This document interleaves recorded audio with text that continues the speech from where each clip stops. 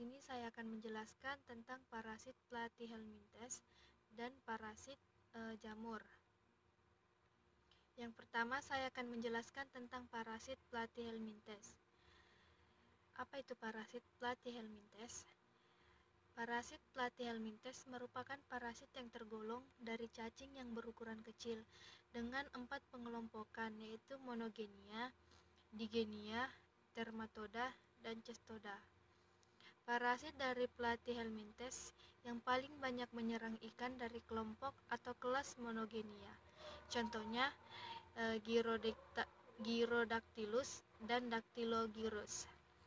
Parasit Platyhelminthes terdiri dari endoparasit dan ektoparasit, sama halnya seperti parasit protozoa. Selanjutnya saya akan menjelaskan tentang ektoparasit. Ektoparasit merupakan parasit yang terdapat pada bagian luar dari inang atau hospes yang terinfeksi. Biasanya terdapat pada bagian kulit, insang, dan bagian mulut pada ikan. Beberapa parasit Platyhelminthes yang menyebabkan penyakit pada ikan diantaranya dari jenis Gyrodactyliasis, Dactylogrylliasis, Diplozoonosis, Diplostomatosis, dan Diplostomiasis. Selanjutnya ada endoparasit. Endoparasit merupakan parasit yang terdapat pada bagian dalam dari inang atau hospes yang terinfeksi. Biasanya terdapat pada bagian daging, pembuluh darah, ginjal, jantung, dan hati, serta organ lainnya. Beberapa parasit Platyhelminthes yang menyebabkan penyakit pada ikan diantaranya dari jenis Sanguiniclosis dan Lithocestusiasis. Selanjutnya saya akan menjelaskan tentang parasit jamur. Nah, jamur merupakan nama lain dari fungi yang mempelajari tentang mikroorganisme eukariotik yang bersifat non-fotosintetik dan kebanyakan berperan sebagai saprofit. Namun beberapa jenis jamur bersifat parasit. Dalam bahasa Inggris, jamur itu disebut fungi atau fungus. Jadi jamur itu ada yang bermanfaat dan ada juga yang merugikan. Nah, untuk yang bermanfaat itu sebagai fermentasi alkohol, pembuatan tape, dan menghasilkan antibiotik. Untuk jamur yang bisa dimakan itu edible mushroom. Jadi sebagai sumber obat-obatan, sebagai penguraian bahan organik, sebagai pengendali penyakit secara hayati. Nah, untuk jamur yang bersifat merugikan itu sebagai penyebab penyakit baik manusia maupun hewan. Adapun beberapa jenis jamur yang dapat menyerang ikan. Yang pertama itu ada Saprolegnia. Ini tuh jenis penyakit water molds. Dia menginfeksi bagian tubuh ikan yang terluka dan telur ikan, menyerang ikan air tawar dan air laut, memicu datangnya bakteri atau parasit lain. Untuk gejalanya yaitu kapas berwarna putih sampai coklat keabu-abuan pada tubuh ikan.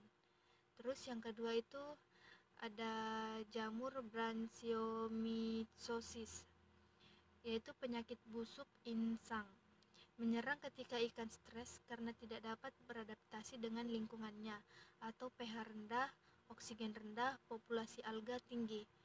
Menginfeksi insang ikan, gejalanya itu ikan malas bergerak, kesulitan bernafas atau tersengal. Insang berwarna pucat dan mengeras. Menginfeksi kulit dan insang, menyerang air tawar.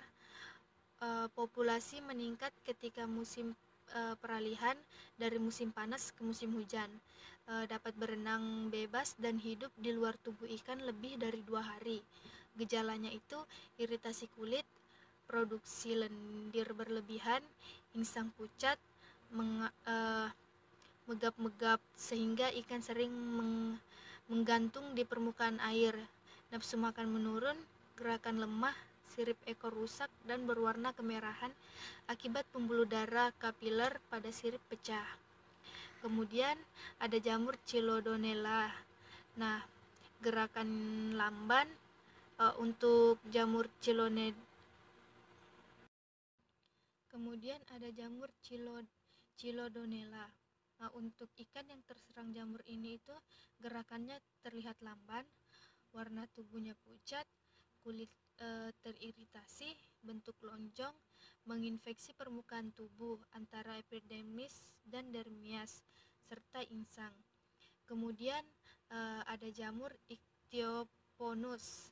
Nah, jamur ini itu dia sistematik yang menginfeksi jaringan tubuh ikan, menyerang ikan air tawar dan air laut, menyebar melalui saluran pencernaan karena spora jamur termakan oleh ikan. Untuk gejalanya itu pada serangan ringan sampai sedang tidak memperlihatkan gejala. Pada serangan berat, permukaan kulit akan terlihat kasar seperti permukaan amplas.